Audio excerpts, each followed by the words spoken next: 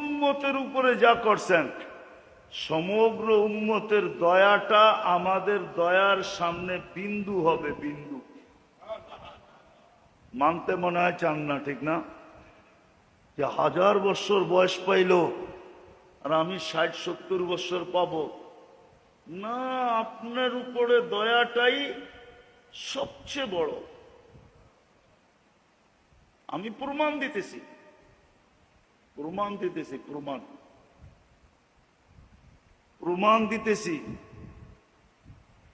কোন উম্মতের জীবনে কনসিডার ছিল কি ছিল না আমি জানি না, তো হুজুররা বলতে পারবে।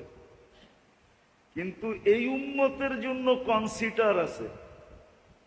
প্রথম 15 বৎসর মাপ নিষ্পাপের খাতায় লেখা। যতক্ষণ পর্যন্ত প্রাপ্ত বয়স্ক না হয় ততক্ষণ পর্যন্ত নিষ্পাপের খাতায় লেখা থাকে, নিষ্পাপ, নিষ্পাপ, নিষ্পাপ, নিষ্পাপ।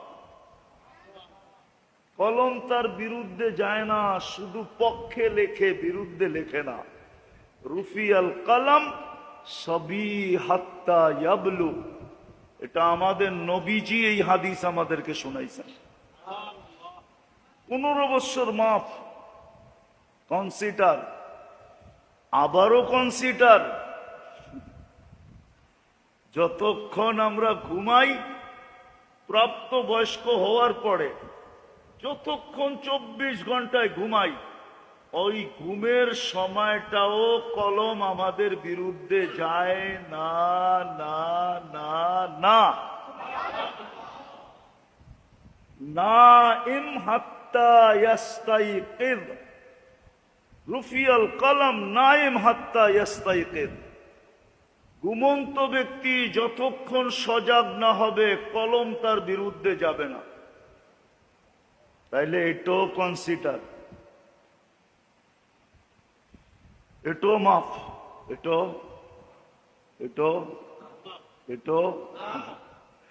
আরেকটা দেখাইতেছি, বয়সের সাথে সাথে আপনার ভ্যালু, বয়সের সাথে সাথে ভ্যালু, বুঝেন তো, দাম, ঠিক না? 40 বছরে পা দিতে দেরি, 3 রোগ থেকে মুক্তি দিতে দেরি করেন না। 40 বছর যখন পা দেয় তো আর 3 রোগ হয় না। যদি সুরক্ষার মাধ্যমে জীবনটাকে সুরক্ষা করলো, হেফাজত করলো, মূল্যায়ন করলো,